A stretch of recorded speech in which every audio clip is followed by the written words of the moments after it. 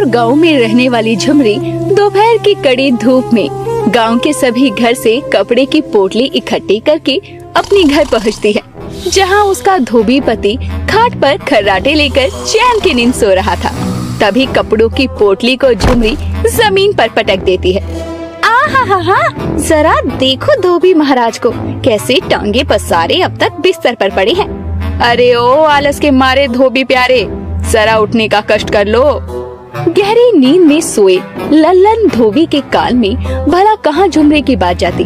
वो एक बार फिर करवट लेकर खर्राटे लेता है तो झुमरी गुस्से में खिड़की का पर्दा हटा देती है, जिससे सूरज की किरण सीधा लल्लन के चेहरे पर पड़ती है और वो अंगड़ाई लेते हुए जागता है। सुबह हो गई क्या झुमरी? नहीं धोबी महाराज, अभी तो आधी रात हो रही है। अरे दोपहर के 12 बज गए हैं, कितने आलसी हो गए हो, नाश्ता करके फिर से सो गए। अरे मैं पूछती हूँ, काम धंधे का कुछ ध्यान है भी या नहीं? काम तो जिंदगी भर ही करना है भाग्यवान। और क्या बात हो गई, तुम मुझ पर इतना चिल्ला क्यों रही हो? कभी प्यार से भी बात कर लिया करो, तुम्हारा पति हूँ मैं। तुम पति कम, आलस से जानवर ज्यादा लगते हो। अभी उठो और काम धाम में मेरी कुछ मदद कर लो और सारे कपड़े घाट पर ले जाकर धो दो। ललन कपड़ों का ढेर देखकर भौचक्का रह जाता है और दुखी होकर अपनी पत्नी से कहता है, भाग्यवान, कितने सारे कपड़े हैं यहाँ पे, इन सबको आज ही धोना जरूरी है क्या? आज नहीं तो क्या अगले जन्म में धोगे? अरे समय से धोकर कपड़े पहुँचाएंगे तभी तो पैसे कमाएंगे ना। चलिए लेकर जाइए इन्हें घाट पर। हाँ लेकर जाता हूँ। तभी ललन सीटी बजाता है तो उसका गधा गबरू घंटी बजाते हुए घर के अंदर आता है और कपड़े की पोटली को अपने मुंह में उठाकर अपनी पीठ पर लाद लेता है। उसे देखकर झुमरी मुंह बनाते हुए कहती है, मुझे तो समझ ही नहीं आता कि लोग गाय भैंस कुत्ता बिल्ली पालते हैं, लेकिन तुमने ये गधा क्यों पाला है? इसलिए ताकि ये गधा मजदूरी करे और मुझे आराम मिलता रहे। अरे आराम हराम होता है, ये बात कब समझोगे तुम? बस भी करो, तुम्हारा भाषण सुनता रहा तो धोबी घाट जाने में देर हो जाएगी और ये कपड़े समय से धुल नहीं पाएंगे, इसलिए अब मुझे जाने दो। अरे रे, बोल तो ऐसे रहे हो जैसे मैंने रोक रखा है। अरे जाइए ना, मैंने कौन सा आपका हाथ पकड़ा है? लल्लन धोबी अपने गधे गबरू के साथ घाट पर जाने के लिए निकल जाता है। जहाँ लल्लन धीमी धीमी चाल में घाट की ओर बढ़ता है तो वहीं उसका गधा गबरू तेजी दिखाते हुए उससे पहले ही जाकर सारे कपड़े घाट पर पहुँचा देता है। घाट पर पहुँचकर लल्लन एक जगह आराम से बैठ जाता है और हाफते हुए कहता है, घर से घाट पैदल चलकर आने में तो मैं थक ही जाता हूँ। एक काम करता हूँ, पहले थोड़ा आराम कर लेता हूँ, उसके बाद कपड़े धोना शुरू करूँगा। इतना कहकर आलसी लल्लन कपड़े धोने की जगह घाट पर बैठकर आराम करने लगता है। कुछ ही देर में उसकी आंख लग जाती है और वो सो जाता है। उसका गधा गबरू उसे सोते हुए देखकर कपड़े की पोटली अपने मुंह से खोलता है और सारे कपड़े मुंह से उठाकर घाट के पानी में डालता है। उसके बाद कपड़ों को मुंह से उठाकर पटक पटक कर सुखा भी देता है। उसी समय घाट पर टहलता हुआ एक आदमी आता है और सूखे हुए कपड़ों को चुराने की कोशिश करता है तो गबरू गधा उसे जोर से लात मारकर भगा देता है। कुछ ही देर में जब ललन सोकर उठता है तो सारे कपड़े धुले हुए देखकर खुश हो जाता है। अरे वाह, क्या बात है, सारे कपड़े धुल गए। बस भगवान ऐसे ही सोता रहूं और सारे काम होते रहे तो कितना अच्छा होगा। तभी उसका गधा गबरू उसके पास आकर ढीचू ढीचू की आवाज लगाने लगता है। अब तुझे क्या हो गया गबरू, भूख लगी है क्या? वैसे इतना सोने के बाद भूख तो मुझे भी लग रही है। जब तक ये कपड़े सूखते हैं तब तक तुझे घास खाने के लिए खेत में छोड़ाता हूँ। लल्लन अपने गधे को खेत में घास चरने के लिए छोड़ देता है और खुद हलवाई की दुकान पर जाकर जलेबी और रबड़ी खाता है। लल्लन का गधा गबरू बड़ा ही चतुर था, लेकिन इस बात की भनक आलसी लल्लन को नहीं थी। गबरू अक्सर लल्लन की जगह घाट पर कपड़े धोकर सुखाया करता और तो और कपड़ों को प्रेस करके लोगों के घर भी पहुंचा दिया करता। समय बीतता है और ऐसे ही चलता रहता है। एक रोज अचानक ही गबरू की तबीयत बहुत बिगड़ जाती है और वो चलने को भी राजी नहीं होता। अरे गबरू, क्या हो गया तुझे? अरे खड़ा हो जा, ये कपड़े घाट पर लेके जाना है। ओहो, दिखाई नहीं देता है क्या तुम्हें? बेचारा गधा कितना कमजोर हो गया है, अरे आराम करने दो इसे और तुम जाओ घाट पर। बताओ क्या दिन आ गए हैं, अब गधा आराम करेगा और उसका मालिक काम। इतने कपड़ों का बोझ भला अकेले में कैसे उठाऊंगा भाग्यवान। अरे तुम इंसान हो के नहीं, खाने के समय तो नहीं कहते कि इतना कैसे खाऊंगा भाग्यवान, तो काम के समय पर ऐसे सवाल क्यों पूछते हो? क्या मुसीबत है। ठीक है, जा रहा हूँ घाट पर, लेकिन कपड़े इस्त्री करके तुम ही लोगों के घर पहुँचाना। अरे पहले जाकर कपड़े धोकर लाओ, उसके बाद कुछ कहना। ललन कपड़ों की पोटली लेकर घाट पर पहुँचता है और कपड़े धोना शुरू कर देता है, लेकिन तभी अपनी आलस के चलते वो आधे कपड़े ही धोता है और जाकर सो जाता है। कुछ ही देर में चोर आता है और उन कपड़ों में से अच्छे अच्छे कपड़े चुरा कर ले जाता है। दोपहर की शाम हो जाती है, लेकिन ललन के अब तक घर ना पहुंचने के कारण झुमरी बहुत परेशान हो जाती है। अरे इतनी देर हो गई, लेकिन ये अब तक घाट से लौटे क्यों नहीं? अभी कुछ ही देर में कपड़े पहुंचाने का समय भी हो जाएगा। लगता है मुझे ही घाट पर जाकर देखना होगा। झुमरी को परेशान देखकर गधा भी उसके पीछे पीछे चल पड़ता है। कुछ ही देर में जब झुमरी घाट पर पहुंचती है तो देखती है कि कपड़े पानी में पड़े थे और ललन आराम से टांग पसार कर सोया था। तभी झुमरी गुस्से में एक लोटा पानी लेकर ललन के ऊपर डाल देती है, तो ललन अचानक से उठ जाता है। अरे अचानक बारिश कैसे होने लगी? बारिश नहीं, आपके आलसपने की हद हो गई है। अरे कपड़े धोने आए थे या आराम फरमाने? वो बात ऐसी है कि कपड़े धोते धोते आँख लग गई भाग्यवान। हे भगवान, क्यों मेरी शादी ऐसे आलसी धोबी से करवा दी? ना दिन का होश होता है और ना रात का, बस सोने के अलावा तो कुछ काम ही नजर नहीं आता है। उसी समय घाट के पास से गुजर रही इमरती वहाँ आ जाती है। अरे झुमरी बहन, काहे को तिल मिलाए रही हो भैया पर? लाओ, मेरे कपड़े धुल गए हो तो मुझे दे दो। कल शहर जा रही है ना, तो इनका सामान बांधना है। माफ करना इमरती बहन, कपड़े आज धुल ही नहीं पाए। अरे क्या कहा? अरे अभी तक कपड़े ना ही धुले। अरे तो मैं क्या इन्हें गंदे कपड़े पहना कर भेजूं? क्या मुसीबत है? छोड़ो, लाओ मेरे कपड़े, मैं जाकर खुद धो लूंगी। हाँ हाँ, अभी देती हूँ। झुमरी उन कपड़ों में से इमरती के कपड़े ढूंढने लगती है। उसका गधा भी कपड़े ढूंढता है, लेकिन कपड़े कहीं नहीं मिलते, तो झुमरी परेशान हो जाती है। ए जी, इमरती बहन के कपड़े कहाँ हैं? मैंने आपको धोने के लिए दिए थे ना। पता नहीं भाग्यवान, जो भी है यही कपड़े हैं। लेकिन इसमें तो कपड़े है ही नहीं। क्या कहा? कपड़े नहीं है? अरे तो कहाँ गए मेरे कपड़े? कहीं चोरी तो नहीं हो गए? हे भगवान, कल मेरे इनको शहर जाना है, आज तुम दोनों पति पत्नी ने मिलकर कपड़े ही गायब कर दिए। अब मैं क्या कहूँगी इनको? इमरती बहन, सब मेरी गलती है, मुझे माफ कर दीजिए। मैं आपको आपके कपड़े के पैसे लौटा दूंगी। अरे वो तो तुम्हें लौटाने पड़ेंगे। गलती हो गई जो कपड़े धोने के लिए तुम्हें पकड़ा दिए। आज के बाद से तुमसे कपड़े क्या, एक रुमाल तक ना धुलाऊं। इमरती गुस्से में वहाँ से चली जाती है और झुमरी घूरते हुए ललन को देखती है। अरे शर्म करो, आज तुम्हारा गधा तुम्हारे साथ घाट पर नहीं आया तो कपड़े भी नहीं धुले और कपड़े चोरी और करा दिए। इतना तो मैं समझ गई कि तुमसे ज्यादा तो ये गधा मेहनती है। काश मेरी शादी इस गधे से ही होती, तो तुम जैसा गधा तो पल्ले ना पड़ता। चल गबरू, पोटली उठा और घर चल। गधा कपड़ों की पोटली उठाता है और ललन को अपनी पूंछ से मारते हुए आगे बढ़ जाता है, तो ललन अपना हाथ खुजाते हुए कहता है, ये गबरू तो कुछ ज्यादा ही चतुर है, लेकिन मुझे अब से ध्यान रखना होगा, वरना तो झुमरी ताने दे देकर मेरे कानों से खून निकाल देगी। इस घटना के बाद से गांव में बहुत कम लोग ललन धोबी को कपड़े धोने को दिया करते, जिससे उसके घर में पैसों की तंगी होने लगती है। तो वहीं गांव के जमींदार के घर उसकी बेटी की शादी के दिन नजदीक आ रहे थे। ऐसे में घर में मेहमानों के कारण गंदे कपड़ों का ढेर लग जाता है, तो जमींदार की पत्नी निराश होकर जमींदार से कहती है, अरे सुनिए जी, घर में गंदे कपड़ों का ढेर लग गया है, इसे धोने के लिए किसी धोबी को बुला लेते हैं ना। इतना खर्चा क्या कम है जो अब तुम धोबी बुलाकर खर्च बढ़ाना चाहती हो? अरे तो क्या सारा काम काज छोड़कर मैं सबके कपड़े धोने बैठूं और आप गांव के जमींदार होकर खर्चे से डर रहे हैं? अरे जब खाना बनाने के लिए हलवाई, सजावट के लिए मजदूर रखे हैं, तो कपड़े धोने के लिए धोबी के खर्चे पर क्या सोचना। ठीक है, मैं रामू से कहकर बुलवा लेता हूँ धोबी को। जाओ तुम बाकी का काम देखो। जमींदार अपने नौकर रामू को ललन के घर भेजता है तो ललन अपने गधे के साथ वहाँ पहुँच जाता है। मालिक, आपने इस धोबी को याद किया? हाँ ललन, वो बात ऐसी है कि घर में शादी है, इसके गंदे कपड़े जमा हो गए हैं, इसलिए शादी तक हर हफ्ते 2 बार आकर कपड़े धोने के लिए लेकर जाना। ठीक है मालिक, जैसा आप कहें, मैं समय समय पर आता रहूंगा कपड़े लेने, आप चिंता मत कीजिए।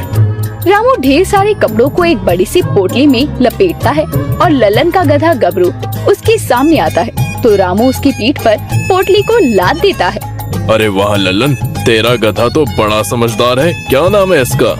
हाँ मालिक, सब ऐसा ही कहते हैं, मैं प्यार से इसे गबरू ही बुलाता हूँ। अच्छा मालिक, मैं चलता हूँ और कल ये सारे कपड़े धोकर ले आता हूँ। हाँ बिल्कुल जा, और हाँ ध्यान रहे कोई भी कपड़ा फटना या गायब नहीं होना चाहिए, वरना पैसे तो तू भूल जाना। अरे नहीं मालिक, मैं आपकी शिकायत का कोई मौका नहीं दूंगा, मुझ पर विश्वास कीजिए। ललन गधे के साथ वहाँ से चला जाता है। जब झुमरी को पता चलता है कि गांव के जमींदार के घर से काम मिला है तो वो बहुत खुश होती है। साथ ही ललन को समझाते हुए कहती है, देखो जी, भगवान की दया से काम मिल रहा है, कोई गड़बड़ मत कर देना, वरना तुम्हारी नींद, चैन, सुख सब मैं छीन लूंगी, बता देती हूँ। ठीक है घुमरी, ठीक है, मैं एक गलती दोबारा नहीं करूँगा, मैं कोई पागल नहीं हूँ। वैसे भी मालिक ने साफ कहा है कि अगर कपड़े फट गए या गायब हुए तो वो पैसे नहीं देंगे। हाँ तो बस ध्यान से कपड़े धोना ताकि कोई दिक्कत ना हो। अगले दिन ललन गधे के साथ घाट पर पहुंचकर कपड़े धोने लगता है, जिसमें उसका गधा भी उसकी मदद करता है। वो दोनों पैर उठाकर कपड़ों को पीटता ताकि कपड़ों से मैल निकल सके और कपड़े निचोड़ने में ललन की मदद करता। 2 घंटे की कड़ी मेहनत से दोनों मिलकर कपड़े धोकर सुखाने के लिए टांग देते हैं और इतना काम करने के बाद आदत से मजबूर ललन फिर से सो जाता है। और उसी शाम कपड़ा चोर आदमी घाट पर आता है और कपड़े चुराने के लिए देखने लगता है। पहले तो गबरू गधा अपने दोनों पैर उठाकर उसकी पीठ पर मारता है, जिससे कि वो जमीन पर गिर जाता है। जिसके बाद गबरू उसे ऐसे मारता है कि उसकी चीख की आवाज से ललन जाग जाता है। हे भगवान, कहीं फिर से कुछ अनर्थ ना हो गया हो। इसकी ये हालत तूने की है गबरू? 1 मिनट, कहीं यही तो वो कपड़ा चोर नहीं? शाबाश गबरू, तूने उसे सही सबक सिखाया। ललन अपने गधे के सर पर प्यार से हाथ फेरता है और फिर कपड़े उठाकर दोनों घर की ओर चल देते हैं। फिर झुमरी सारे कपड़ों को इस्त्री करके गबरू की पीठ पर लाद कर जमींदार के घर भिजवा देती है। कुछ समय बाद ललन को अपने काम के पैसे भी मिल जाते हैं। इस तरह से अपने गधे गबरू की चतुराई से आलसी धोबी ललन का काम बिगड़ते बिगड़ते बन जाता है और वो भी आलस करना धीरे धीरे खत्म कर ही देता है। दोपहर के समय पर विमला अपने घर से जल्दी जल्दी चलते हुए करम की बिरयानी की दुकान पर पहुंचती है। अरे विमला बहन, क्या हुआ, ऐसे हाँफ क्यों रही हो? अरे क्या बताऊं भाई, अचानक ही घर पर मेहमान आ गए हैं, इसलिए उनके लिए भी बिरयानी लेने आई हूँ। भैया 5 किलो बिरयानी पैक कर दो। हाँ अभी कर देता हूँ, कुछ देर पहले ही बनाई है इसलिए बिल्कुल गर्म है। आशा करता हूँ तुम्हारे मेहमानों को पसंद आएगी। अरे वो तो आनी ही है करम भाई, आपकी बनाई स्वादिष्ट बिरयानी भला किसको पसंद नहीं आएगी। करम जल्दी से बिरयानी पैक करके विमला को दे देता है और विमला बिरयानी के पैसे देकर वहाँ से निकल जाती है। बेलापुर गांव का रहने वाला करम अपनी चिकन बिरयानी की दुकान चलाया करता था।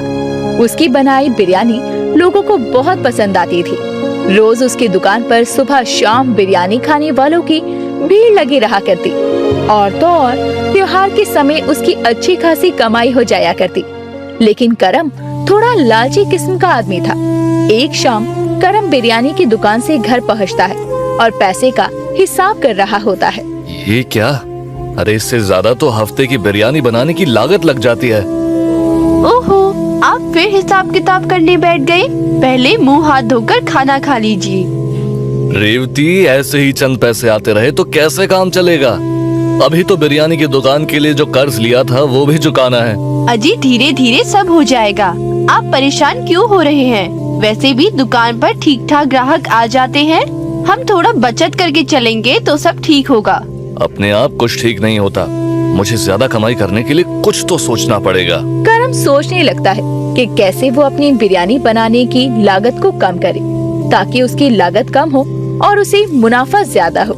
इसीलिए वो अपनी बिरयानी में बासमती चावल की जगह राशन वाले चावलों का इस्तेमाल करने लगता है। अरे भाई, ये बिरयानी के चावल तो बहुत छोटे हैं और स्वाद में भी पहले जैसे नहीं है।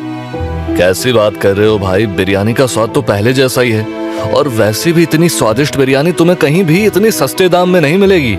ऐसी बात नहीं है करम भाई, वैसे तो बिरयानी के गांव में और भी दुकानें हैं, लेकिन हमें तो तुम्हारे हाथ की बिरयानी खाने की आदत है, इसलिए कहीं और न जाकर यहीं चले आते हैं। तभी कुछ और ग्राहक उसकी दुकान पर आते हैं तो करम उन्हें देखने में व्यस्त हो जाता है। ऐसे ही कुछ दिन गुजरते रहते हैं, लेकिन फिर भी उसकी एक दिन की कमाई 2-2.5 हजार से ऊपर नहीं बढ़ती, जिससे करम और परेशान हो जाता है। हद हो गई है, बिरयानी बेचने में तो फायदा नजर ही नहीं आ रहा है। कल से बिरयानी के साथ चटनी और सलाद देना भी बंद कर दूंगा। अरे ये आप क्या कर रहे हैं? ऐसे तो ग्राहक हमारी दुकान पर बिरयानी खाने के लिए आना ही छोड़ देंगे। ऐसा कुछ नहीं होगा रेवती, तुम कुछ ज्यादा ही सोचती हो। मुझे अपने हिसाब से काम करने दो, तभी कुछ फायदा हो पाएगा। करम रेवती की एक बात नहीं सुनता और वो अब से बिना सलाद और चटनी के लोगों को बिरयानी खिलाया करता। एक शाम वो गांव के खाली इलाके वाले रास्ते से घर लौट रहा था, तभी उसे कुछ बंजारे कौवे को पकड़कर उसे आग में पकाते हुए दिखाई देते हैं। अरे ये कौन लोग हैं जो कौवे को मारकर खा रहे हैं? करम उन लोगों के पास जाता है। अरे भाई, ये क्या कर रहे हो? इस कौवे को तुम लोग खाने वाले हो क्या? हाँ भाई साहब, अब दिखावे के लिए तो इसे आग में तलेंगे नहीं ना। हम बंजारे हैं और आज हमारे पास खाने को अनाज कम था, इसलिए हमने कुछ कौवे ही पकड़ लिए। अब इनको मजे से खाएंगे। कौवे का मांस खाओगे? बिल्कुल, अरे बहुत स्वादिष्ट लगता है हमें तो। आप खाओगे क्या? नहीं नहीं, आप लोग खाइए, मैं चलता हूँ। ये तो बहुत अच्छी तरकीब है। वैसे ही चिकन बहुत महंगा मिलता है, अगर चिकन की जगह ये कौवे का मांस बिरयानी में डालूंगा तो भला किसी को क्या पता चलेगा।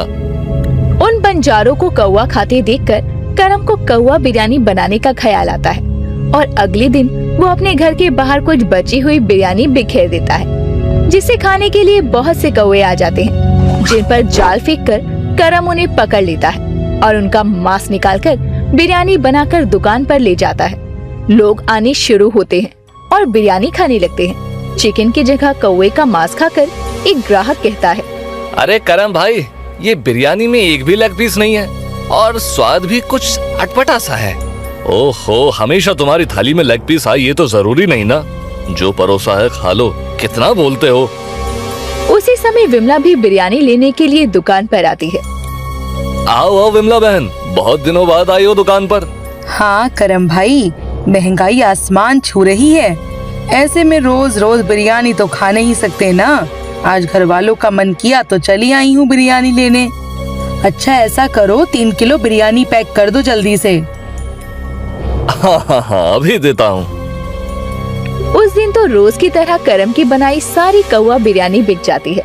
उधर विमला घर पर सभी को चिकन बिरयानी परोस कर देती है, तो उसके घर वाले बिरयानी में से आ रही बदबू के चलते बिरयानी खाने से मना कर देते हैं। तो विमला उस बिरयानी को फेंकने के लिए बाहर निकलती है। हाय हाय, न जाने कैसी बिरयानी बना कर दी है करम भाई ने, जो आज किसी ने चखी भी नहीं। अब सारी बिरयानी फेंकनी पड़ेगी। तभी बंजारों की टोली का वो आदमी गलियों में भटक रहा था, जो विमला से टकरा जाता है। अरे नजरों में कोई खराबी है क्या? देख कर नहीं चला जाता तुमसे? माफ करना बहन, 2 दिनों से कुछ खाया पिया नहीं है, तो कमजोरी के कारण चला नहीं जा रहा है। आपके पास कुछ खाने का हो तो खिला दीजिए। ओहो, ये खराब बिरयानी से दे दूं क्या? दे ही देती हूँ। वैसे भी पैसे तो लगाए ही हैं मैंने इसमें, और फेंकने जाऊंगी तो वैसे ही बर्बाद होगी। इससे अच्छा ये भूखा खा लेगा। बहन जी, आप सुन तो रही है ना? हाँ हाँ, मैं बहरी नहीं हूँ, सुन लिया। ये लो चिकन बिरयानी खा लो।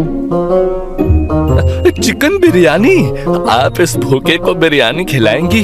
आपका दिल तो बहुत बड़ा है। विमला उस आदमी को वो बिरयानी दे देती है, जिसे चखते ही वो विमला की तरफ घूर कर देखता है। ऐसे क्या घूर रहे हो? कुछ नहीं बहन जी, ये चिकन बिरयानी नहीं बल्कि कौवा बिरयानी है। कौवा बिरयानी? ये क्या कह रहे हो तुम? सही कह रहा हूँ। अरे ये जो छोटे छोटे टुकड़े हैं ना, ये चिकन के नहीं हैं बल्कि कौवे का मांस है।